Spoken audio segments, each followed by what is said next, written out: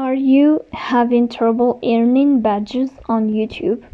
If badges are not appearing, progress isn't updating, or earned badges seem to be missing from your account, in this video I will show you how to fix earned badges on YouTube app. The first thing you have to do is to go to YouTube. Then here in this page you click on the sign of profile. So that you'll move to settings, click on your settings.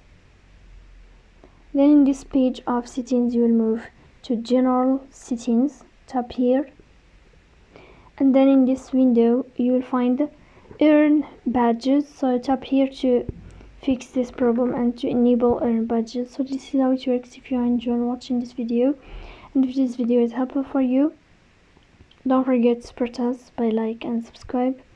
See you next time.